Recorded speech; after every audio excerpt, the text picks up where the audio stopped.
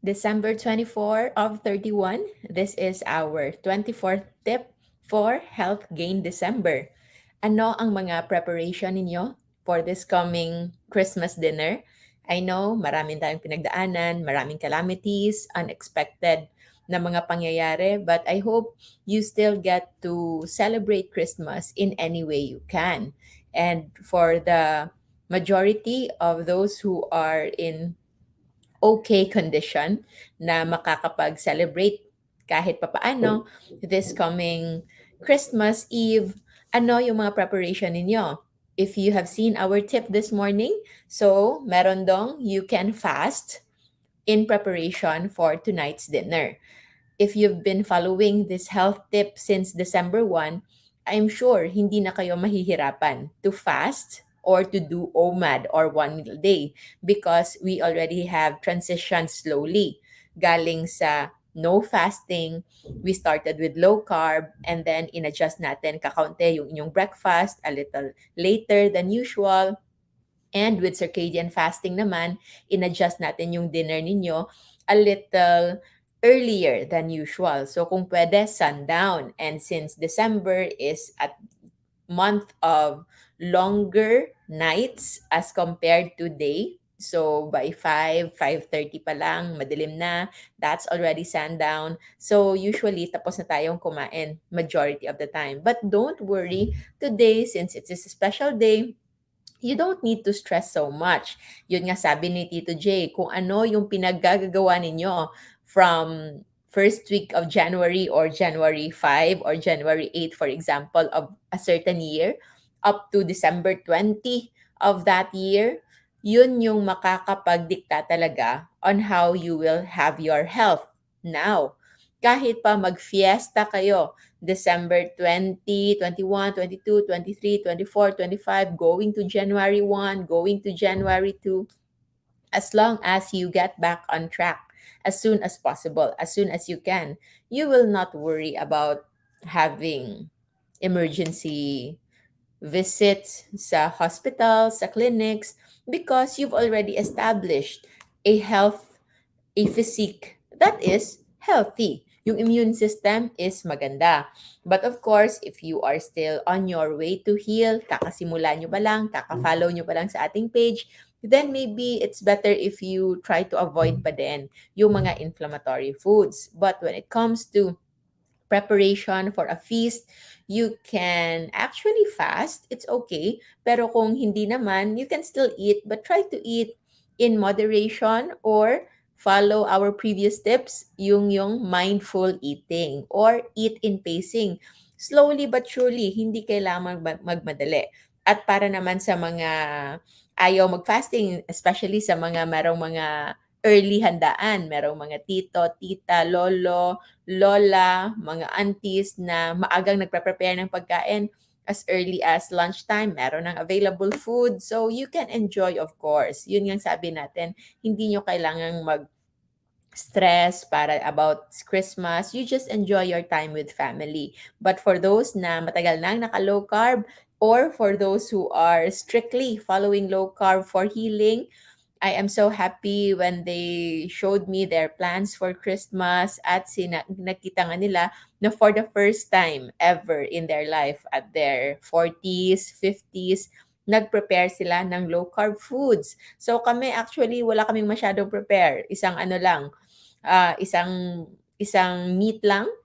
I think we ordered 1 lechon at yun na yun, wala nang iba. Lechon lang at saka isang low carb cake from our friends here who bakes low carb cake. Yun lang. Wala nang masyadong complicated because it's still going to be a savory and happy night. Yung importante magkakasama yung buong pamilya.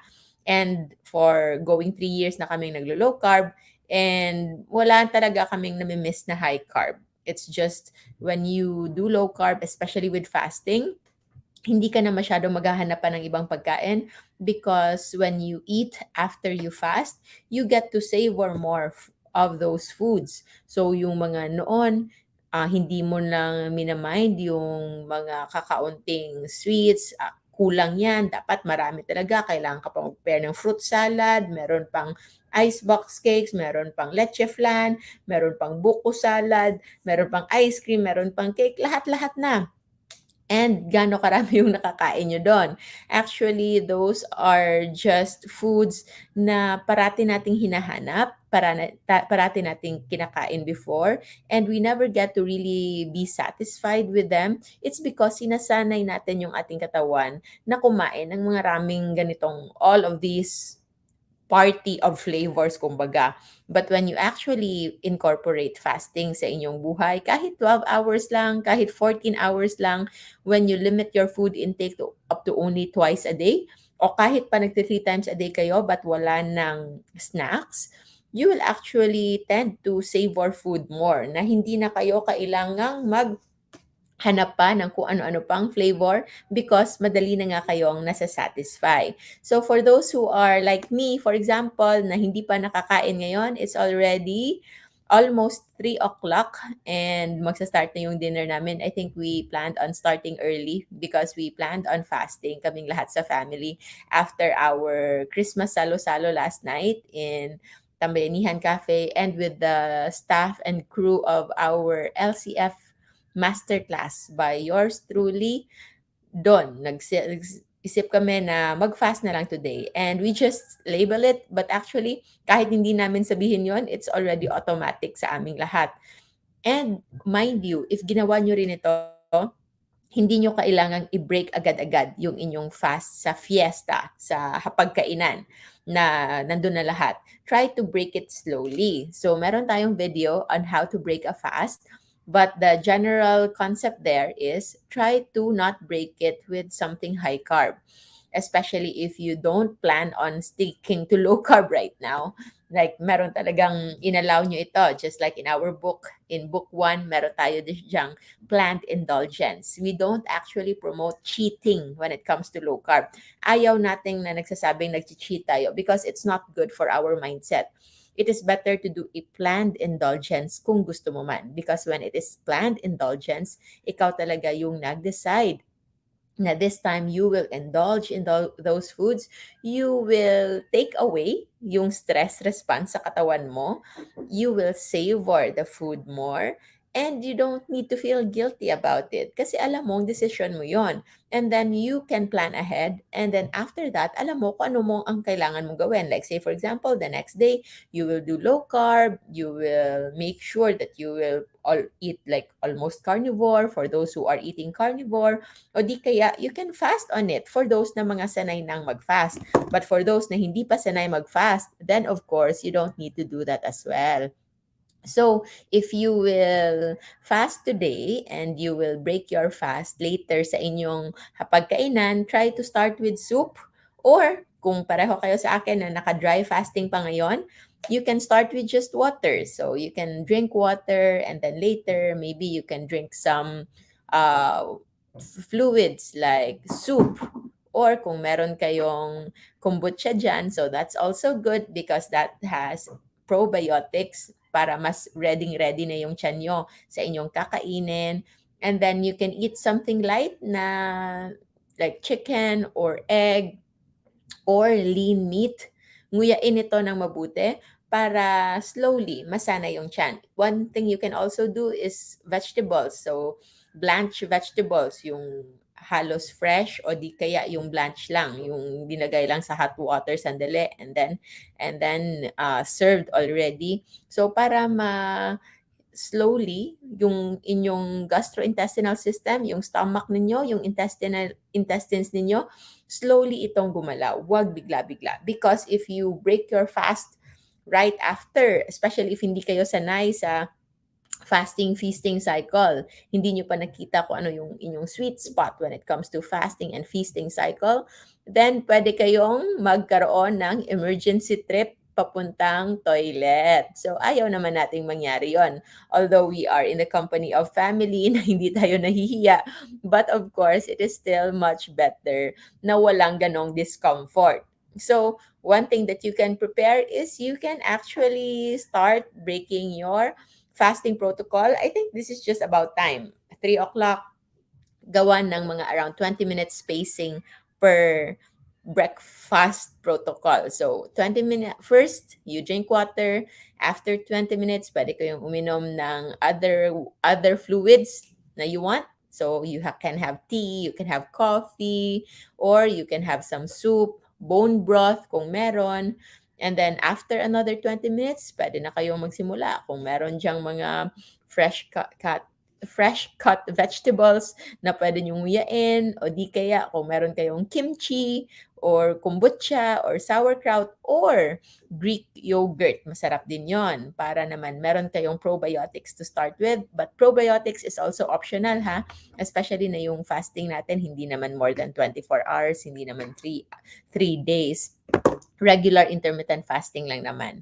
And after that one, kung gusto nyong mag-ready, like say for example, meron kayong special meal like lechon or ham or kung ano man, steak or kung ano mang heavy meat that you would like to consume later on, you can already start preparing your stomach. So another 20 minutes, pwede kayong kumain ng some bits dyan, like kung merong barbecue, kakaunting barbecue dyan, o merong kung anong maliliit na meat that you can slowly chew para lang ma-ready yung tiyan nyo.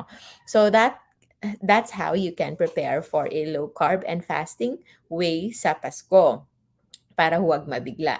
And also have a closure sa inyong pagkain at alam nyo how you will end it.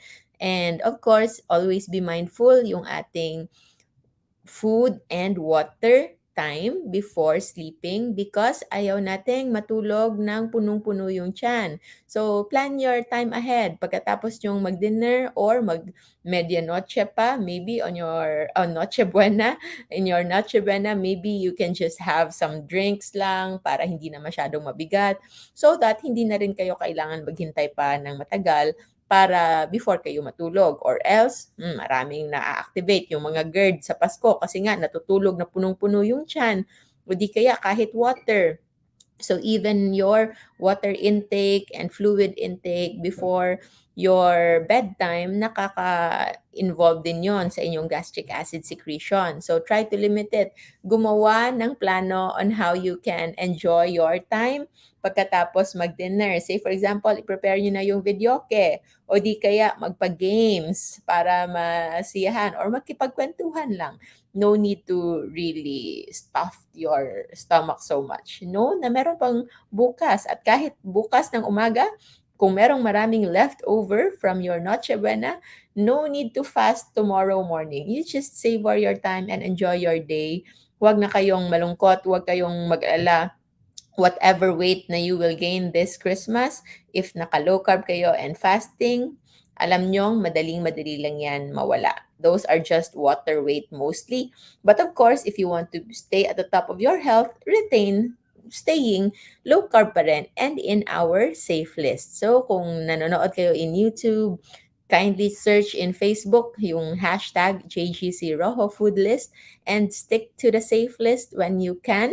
And for special occasions, and I think we are unanimous in knowing that Christmas season sa Pilipinas is a special occasion para sa lahat. Doon kayo na tayo nag-gather together and we can accommodate some parts of the caution list. And if you choose to put danger list food sa inyong pagkain ngayon, just make it an informed decision. Deliberate decision na hindi kayo, walang pumersa sa inyo o hindi kayo ma-feel guilty about it. Own that decision and enjoy your time. No need to really stress on it. But of course, it's different. It's a different story for those who are in need of serious healing. Sa mga may cancer, sa mga meron ng matataas na blood sugar, nag-i-insulin na, matataas yung blood pressure. We don't want you endangering yourself na kailangan kayong i-rush sa hospitals. We don't want that. Kung pwede, we enjoy, but we still always have that safe boundary even to our food. So, know your limit. Hindi ko alam kung ano yung limit na yan. Kayo lang ang makakaalam what's your limit and what foods are actually really safe for you. The general JGC Rojo food list, general guide yan on concept, but for certain people, especially yung merong mga autoimmune diseases, may mga arthritis, merong asthma, merong eczema, then the safe list there may not be that safe for you. We've discussed that in our autoimmune and immune diseases of the immune system masterclass. If you wish to know more, you can message any of our admins. Nandyan lang po sila. We have Angela, Andrew, Alvin, Mabi. Check our Facebook page, our official Facebook page for LCF Masterclass by Josephine Grace Chua Rojo MD para po ma-assist kayo. Kung meron kayong paboritong admin, try to call that name para make sure na sila po ang a-attend sa inyo. So, you get to enjoy your night, you get to enjoy your day. Merry Christmas, everybody. Let's continue to pray for the recovery and healing ng lahat ng may sakit, lahat ng nasalanta ng bagyo. And I heard meron naman daw low pressure area na namumuo ngayon, still going to hit Visayas. And for all of those who came and went to our meet and greet in Subic, in Dubai, in Cebu, in Davao, in Manila, and in Iloilo, maraming salamat po. And to LCF Bacolod, I'll see you on the 28th. We are all praying for you, and I hope, as always, you stay safe by staying low carb, staying positive, and always keeping the faith. So, maraming salamat everyone. Enjoy your day, enjoy your night, enjoy the rest of the holidays with your loved ones. Maraming salamat po. Always remember to stay low carb so that we all stay safe. Merry Christmas.